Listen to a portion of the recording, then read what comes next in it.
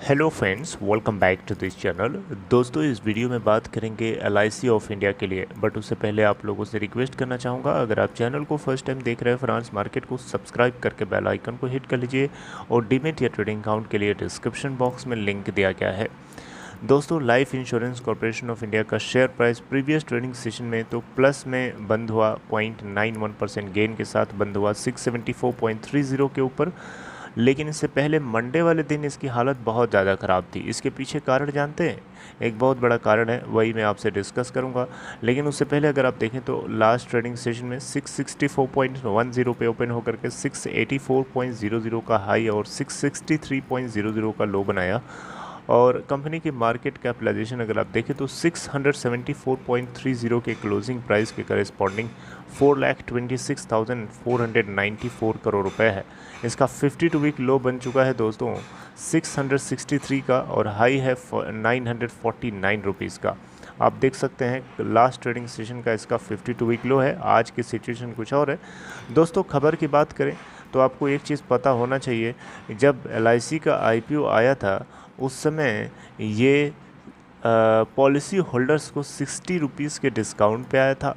Retail investors और employees को भी 45 रुपीज़ के डिस्काउंट पे आया था। और जो साइज़ थी आईपीओ की 65,000 करोड़ रुपए से कट करके 21,000 करोड़ रुपए हो गई थी। आपको पता होना चाहिए, क्योंकि रशिया ने यूक्रेन को इन्वेड किया था और कुछ एफआईआईज़ की जो सेलिंग स्ट्रेटजी बनी हुई थी, जो सेलिंग प्रेशर बना हुआ था स्टॉक मार्केट के ऊपर, वो इस कंपनी के आईपीओ को एकदम डल बना दिया एक तरीके से, राइट। हालांकि 21,000 करोड़ रुपए इसकी इनिशियल साइज़ 65,000 करोड़ रुपए इसकी इनिशियल साइज़ थी, जो कि 21,000 करोड़ रुपए कट करके कर दी गई थी।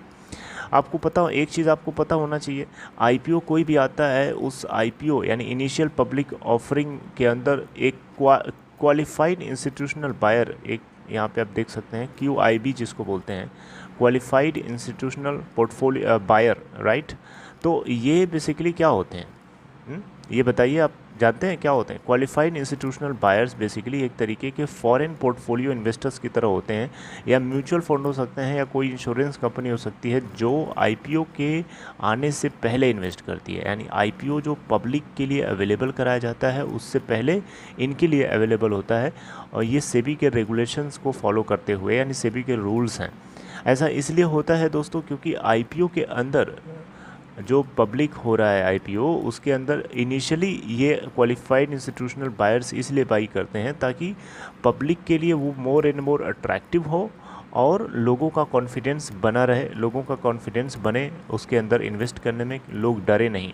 और आपको ये भी पता होना चाहिए, कोई भी एंकर इन्वेस्टर या क्वालिफाइड इंस्टीट्यूशनल बायर किसी भी आईपीओ जो कंपनी का आ रहा है उसके अंदर पहले इन्वेस्ट करता है तो उसके ऊपर डीप रिसर्च करता है, उसके पास अंडरस्टैंडिंग ज़्यादा होती है आम लोगों के मुकाबले में।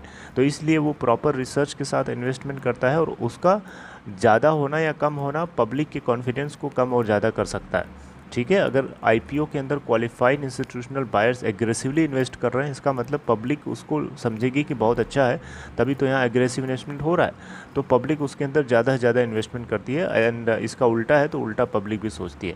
बट यहाँ पे एलआईसी के शेयर में इतनी भयंकर बिकवाली क्यों हुई, आपको पता है? इसके पीछे कारण ये है कि जो लॉक इन पीरियड था वो दोस्तों फिनिश हो चुका है, और इसकी वजह से जो इसके अंदर एंकर इन्वेस्टर्स थे उन सभी ने अपने अपने माल को ऑफलोड कर दिया है। आप देख सकते हैं शेयर प्राइस जो एलआईसी का था, मंडे जब ये मार्केट ओपन हुआ तो भयंकर गिरावट हुई और इसने अपना 52 वीक लो को टच कर दिया। हालांकि कल भी टच किया, ट्यूसडे को भी। आज वेडनेसडे की सिचुएशन आपके सामने है।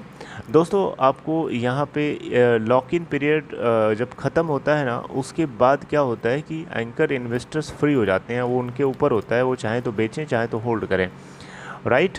तो यहाँ पे मार्केट के अंदर भयंकर बिकवाली दिखी, और आप देख सकते हैं इस कंपनी के अंदर बहुत सारे म्यूचुअल फंड्स थे। आप देखें यहाँ पे तो टोटल डोमेस्टिक म्यूचुअल फंड्स को म्यूचुअल फंड्स ने 4,002.27 करोड़ रुपए का टोटल यहाँ पे इन्वेस्टमेंट किया था, जो कि टोटल आईपीओ साइज़ के अंदर जो एंकर इन्वेस्टर्स की जो टोटल साइज़ थी उसका 71.12% बनता है, राइट।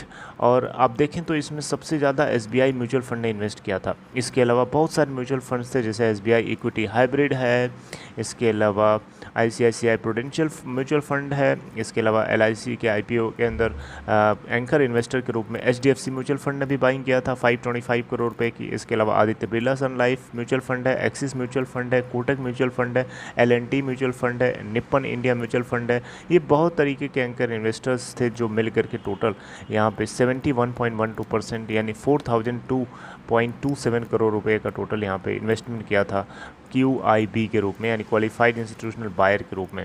तो इनका जब जो इनकी लिमिट नहीं बोलना चाहिए होगा, क्या बोलते हैं, लॉक इन पीरियड जब फिनिश हो जाएगा तो उसके बाद इन्होंने अपने माल को ऑफलोड किया, जिसकी वजह से आपने गजब की बिकवाली इसमें देखने को देखी थी आपने, राइट। तो अब देखना होगा कि आगे क्या इसमें सिचुएशन होती है। देखिए भारत सरकार तो लोगों को ये क्या कह रही है, भारत सरकार की तरफ से क्लैरिफिकेशन आया था LIC के IPO LIC के शेयर्स में गिरावट को लेकर के। तो सरकार ने कहा था कि ये एक शॉर्ट टर्म टेम्पररी फॉल है और इन्वेस्टर को इससे घबराना नहीं चाहिए और ये जल्द ही करेक्ट हो सकता है। ये सरकार की तरफ से क्लैरिफिकेशन जारी किया गया था LIC के शेयर में गिरावट को लेकर के। तो दोस्तों आपको क्या लगता है कमेंट बॉक्स में बताइए। आगे मैं तब तक फिर मिलता हूँ आपसे किसी दूसरी वीडियो के साथ। Take care.